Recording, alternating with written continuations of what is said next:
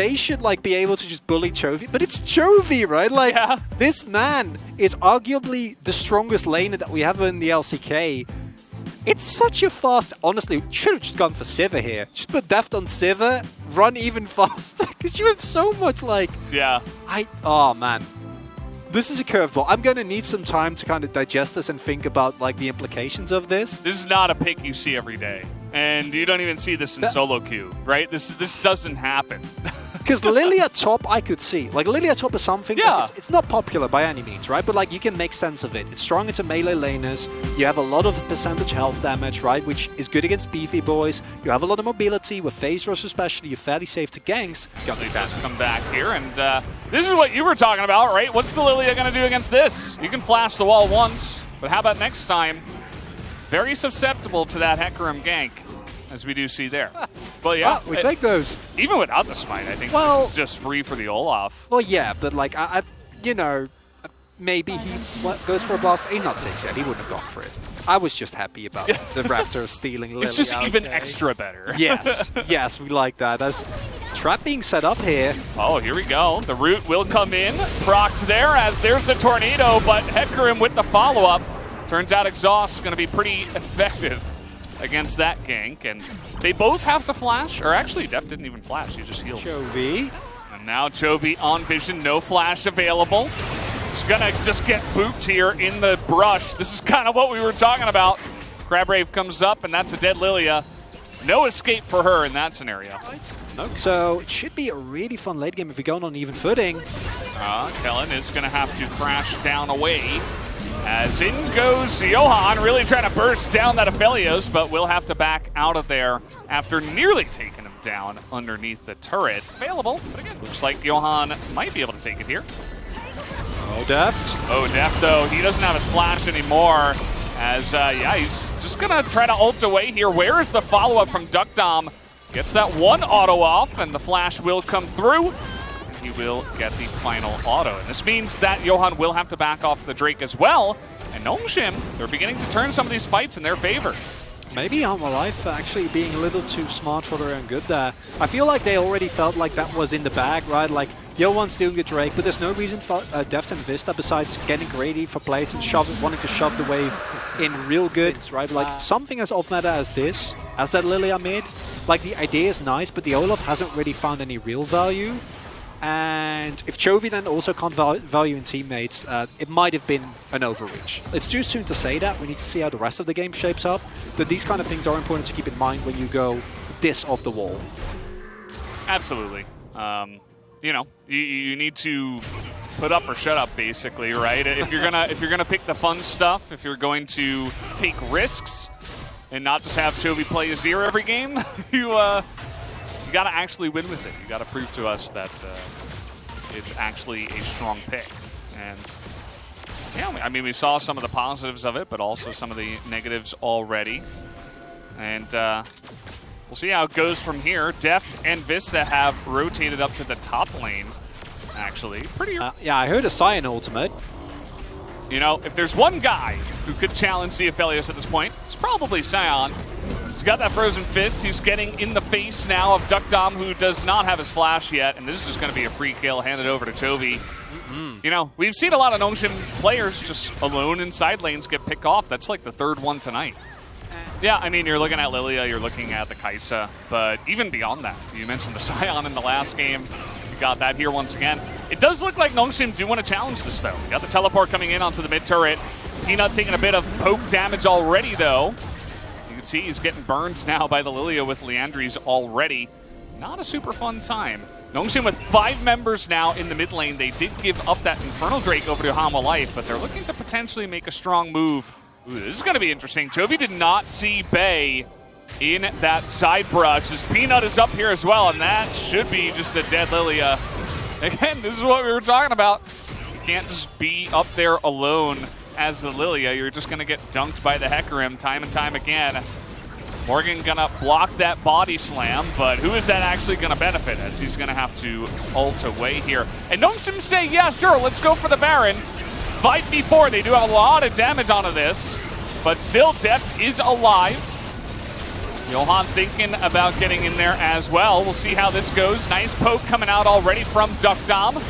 A knock up onto Ritz. The wall will come out as the Olaf is running in, trying to get the steal. Can he get it? He does!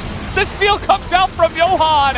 And the fight this time around, it looks like just the one kill onto the Olaf, and that is it. Life make their way in, and they snatch that candy away from the baby. He doesn't even get it with Smite. He gets it with his Ragnarok, with his E. Reckless swing. Yeah.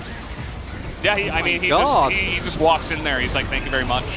As the sleep is going to go down onto 2. Body slam away. Here comes the follow up, and this is exactly what we were expecting from the Lilia. Sets up the play and knocks him down. Duckdom is still alive, but finally Def is going to find that R button and get on in there. Bay will just have to walk away, and that is a second Infernal Drake now on Soul Point for Hanwha Life.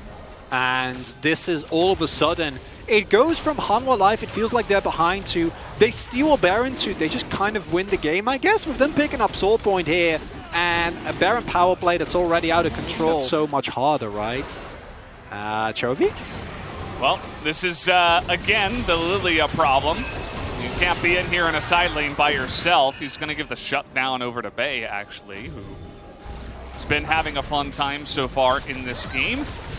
Again, if you commit this many people up to the top side, you are going to lose something, as the turret will go down over to Deft and Vista. Nongshim, this didn't work out last time.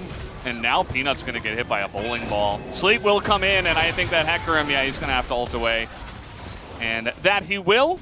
So trading an ult for an ult. As Nongshim, you can smell the desperation in their play.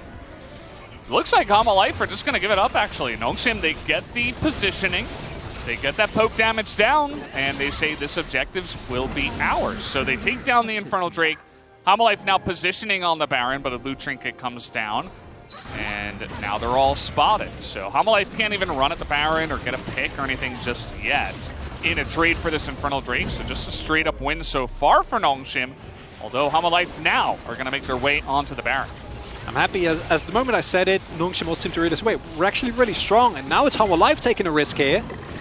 Yeah, they're taking a bunch of damage as well from that Baron. Johan sticking on it. He's got the Janna shields. He's obviously got some sustain. They're actually just setting up a nice little concave around this objective. The bowling ball is huge. That's onto the 2 of them. As the Hecarim ultimate comes in, and Def goes in the back line, though. Not able to get a lot of damage down, but look at Johan on the front side, totally zoning away Duckdom, and Morgan will finish the job.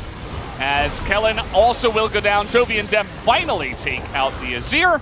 And it looks like Rich is the only one left alive. As the knockup comes in, and Deft will knock him down. That's going to be an ace here for Hanwha Life. Well, yes, I agree, but I want to give the man some credit. You know, he gets put on tank duty and he does this with it. I think that's beautiful.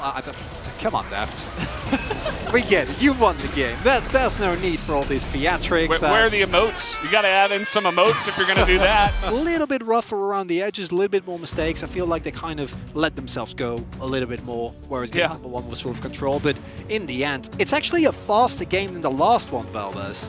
Yeah, pretty comparable. I think the first one was like 31 minutes. Yeah, it's not this a big one was difference. 30 minutes. But yeah, technically faster here.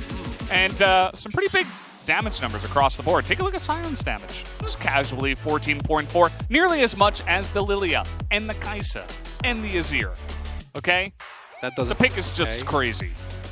Thank you very much, guys. In Hanwha Life closeout match number 1 of the day with a 2-0 win. And we had Lilia Mid coming out. And Chovy in the previous interview, he actually said and stated he can play any champion in the mid lane. And today, it was Lilia on the mid lane. And we had Janna back on the Rift as well, but we were a little bit worried about the synergy between Lilia and Janna, so Gorilla, could you break it down for us? So Lilia, Olaf in the mid and jungle kind of opens more space for Hanwha Life around the mid lane, whereas Janna is a champion that does not have a lot of tools to land CC. But still, we saw some synergy coming out from Lilia, Olaf, and Janna, especially with her poke ability. 탑이 하이 챔프를 없게 만든 게 어땠을까라는 생각을 Maybe 했었는데 Hana Life could have shut down some of the champion pools going to the top lane, especially like Gragas, but regarding the result, I guess Hana Life had a good comp to secure game number 2. Jana, yeah, she was not a good connection in the Hana Life comp, but Lilia mid support Jana, they had no synergy, but they kind of dealt with it with their mechanical skill. So Lilia was a pick into Azir. When Lilia first came out, I saw some people trying it in lane because it's fun. It's just fun to play. And Chuvi, he played it for 5 games and I think he was like 2 and 3. I guess he enjoyed it a lot. However, Nongsin Redforce was able to start off a snowball with a fantastic play coming out from Kellen. Once the Enchanter support kind of lose the priority, they start to fall apart. So Rel goes in with an angle where Jana cannot block. So Jana had to react with her ultimate. And then later on, the cooldown difference is about 30 seconds between Rel and Jana. So Rel goes in because he has the information that Vista doesn't have his ult yet. So Jana is a champion that has a very high cooldown for her ultimate, so Kellen was able to punish and capitalize on that fact. So he was able to come out strong even though they were in a very rough spot in the laning phase. And Kellen, I'm pretty sure he has this information about the champion cooldowns because he is a professional support player. So that was the start where Hana Life started to fall behind Nongsin Redforce, but there was this Baron teamfight where Hana Life was able to come back online.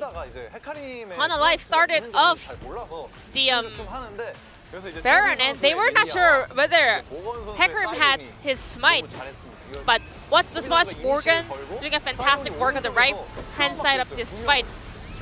Morgan was blocking so many players on his side, and then he cleans out the Aphelios kill with a follow-up for his teammates. It was a very chaotic team fight, but everyone on the side of Hana Life was doing exactly what they needed to do. And Sion, as a tank champion, he was able to zone out all of the carries by himself. Morgan has been showing a decent performance throughout Game 1 and 2. And it was really interesting to see the first game of Lilia mid in the LCK.